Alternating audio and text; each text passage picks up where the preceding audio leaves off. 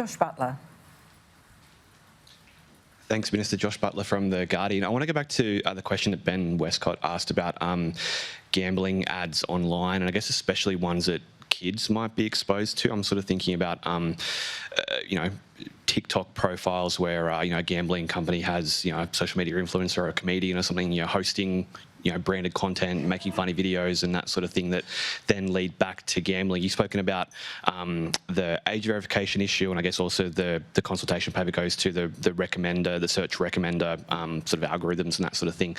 Could you talk a little bit, I guess, about how kids are being exposed to gambling ads online, and if it's appropriate, I guess, for kids to be talking about same game multis and bonus bet offers and those sort of things? Like, what more can be done in that sort of area, specifically around children? No, thank you very much for your question, and you highlight the important point that when we talk about vulnerable Australians when it comes to gambling advertising, that we also consider that children are some of those vulnerable Australians as well.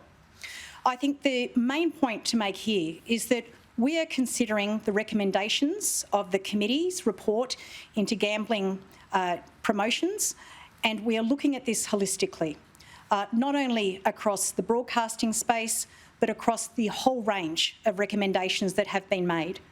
No decisions have been made yet, but I would like to share with you that throughout this consultation process, one thing we have been very focused on in understanding from advocacy and other experts is how harmful this is for children, where it appears, and what steps could be taken in response. But in addition to that, you make an astute point about what the platforms could be doing about minimising that access to those harms as well. We know that it is the platforms themselves who know more about their consumers than governments and regulators ever will.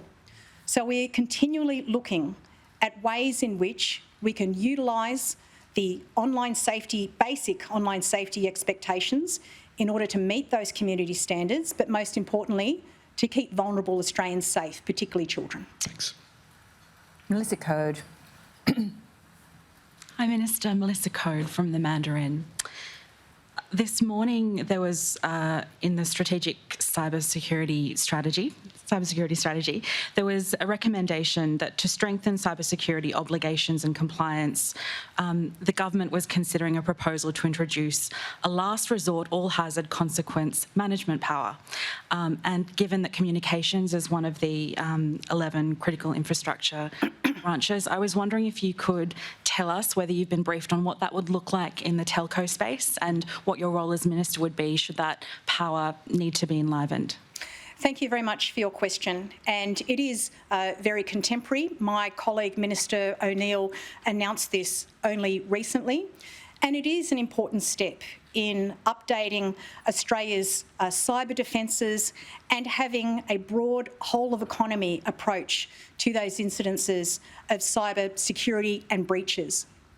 The way in which the comms portfolio and home affairs portfolio interact are many and varied. But if I can take, for example, one such scenario, and that is in relation to critical network infrastructure and the ways in which we need to ensure that they are embedded in a manner that actually increases their ability to withstand those cyber attacks. So I'm working very closely with Minister O'Neill. It is through primarily the infrastructure parts of my portfolio where this operates, but in all cases, it is a whole of government approach again that we are taking here. Andrew Brown.